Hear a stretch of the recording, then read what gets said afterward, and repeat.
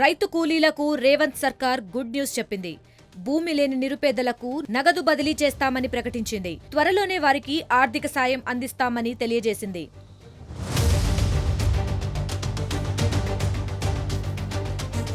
రైతు కూలీ కుటుంబాలకు నగదు బదిలీ చేయాలని సర్కార్ నిర్ణయించింది. ఏడాదికి 2 విడతలుగా 12,000 ఇవ్వాలని భావిస్తోంది. తొలి విడతగా 6,000 ఈ నెల 28న విడుదల చేస్తామని ప్రకటించింది. తెలంగాణలో 53 లక్షల మంది కూలీలు ఉండగా 32 లక్షల మంది కూలీలు రోజువారీ పనులు చేపడుతున్నారు. వారిలో 16 లక్షల మంది భూమి లేని కూలీలు ఉన్నట్లు అంచనా. వీరందరికీ 6,000 చొప్పున ఇవ్వాలంటే దాదాపు 1,000 కోట్లు అవసరమని రేవంత్ సర్కార్ అంచనా వేస్తోంది.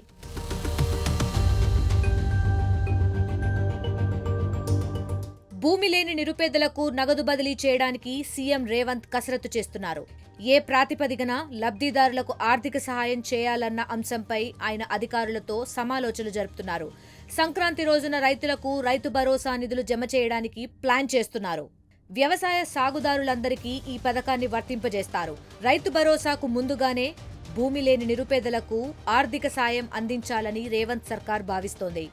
అఖిల భారత కాంగ్రెస్ కమిటీ ఏర్పాటు రోజైన డిసెంబర్ 28న నిధులు విడుదలకు రంగం సిద్ధం చేస్తోంది.